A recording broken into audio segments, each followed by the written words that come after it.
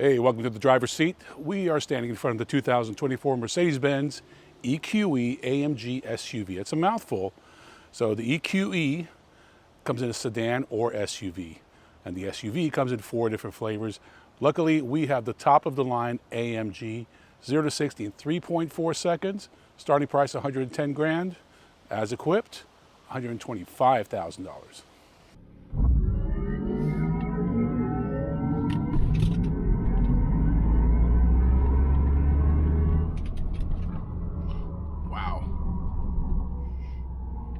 Race start, another word for launch control. Very impressive. As mentioned, the EQE SUV comes in 4 variants. If you want the one with 300 miles of range, that's the cheapest one, the 350 Plus, but that only has one motor, so rear wheel drive. Starting price $78,000, 0 to 60 in 6.4 seconds. The next two are the EQE350 and 500. Both of those are 4MATIC, so 2 motors.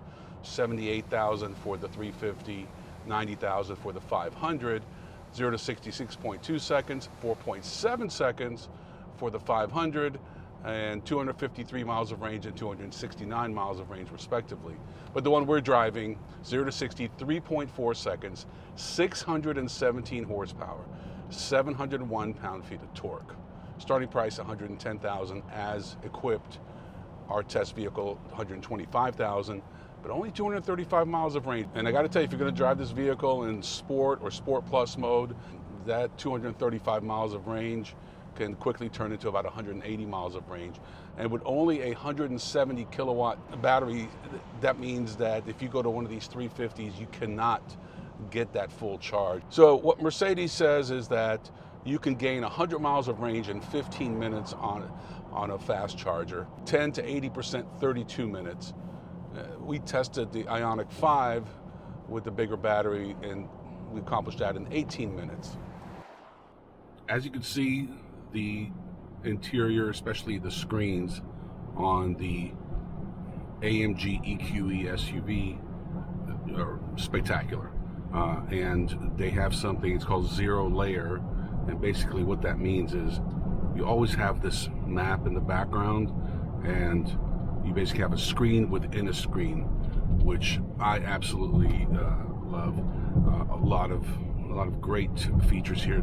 Mercedes has always been at the forefront of technology and safety. And when it comes to styling, there's been a lot of criticism that all of Mercedes EQ whatever kind of looked like an egg, and that's really what a Prius has always been.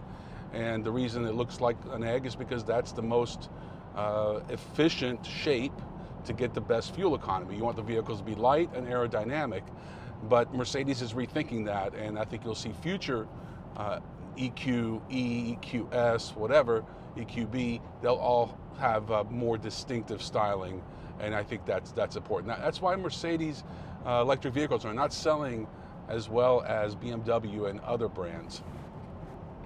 At the end of the day, this is a very expensive 5-passenger, 5-door crossover. They call it an SUV, but it's really a crossover. And basically everything in this segment is much cheaper. For example, the Mach-E from Ford, the Kia EV6, and others. Of course, this is a Mercedes-Benz, and what you're really paying for is the technology, the safety, but I really expected a much better range. No one's arguing the performance, the 0 to 60 time, but I think a luxury buyer spending $120,000, $130,000 expects to have at least 300 miles of range. So Mercedes has always done a great job with their AMGs, which, as mentioned, account for over 50% of the vehicles sold in America. And so what they've done with this particular EQE SUV to make it an AMG is you have dual AMG specific electric motors, 460 kilowatt total.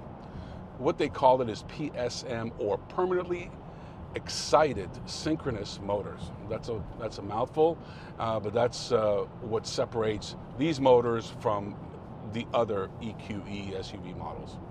So one of the things that you get with this vehicle is there's a race start option. It's essentially a way to get faster acceleration, and it can boost output up to 677 horsepower and 738 pound-feet of torque. With all that torque, it still can only tow 4,000 pounds, and of course, if you start towing with this, your performance is going to diminish exponentially. They say the system can calculate and adjust the torque split 10,000 times per minute. That's impressive. I feel like we've gotten to a point of diminishing returns with regards to technology, but one thing I can tell you, Mercedes has always been ahead of the game when it comes to safety and tech. We're currently in comfort mode, but like most vehicles, we have different options, and we're going to go into Sport Plus, and I just want you to hear the fake sound that is going to be kind of being pumped in constantly. It's pretty interesting. This vehicle is no exception, and rather than just massaging seats, now they have something called the kinetic seats, and essentially it's constantly sort of massaging you, but it's really it's moving different parts of your body while you're driving, so your body doesn't get stiff, sore on long drives. So although with a range of only 235, I don't know how long of a drive you're really going to incur. AMG accounts for over 50% of Mercedes-Benz sales in the US. It's a very significant kind of sub-brand, and they've always done a great job of distinguishing their AMG from non-AMG models, and this is no exception. From the unique powertrain to the styling, handling, etc., it really does stand out. So if you're wondering why it costs about 30% more than its non-AMG variant, hopefully we did a good job of explaining it. I'm Ron Doran. Thanks for watching. See you next time on The Driver's Seat.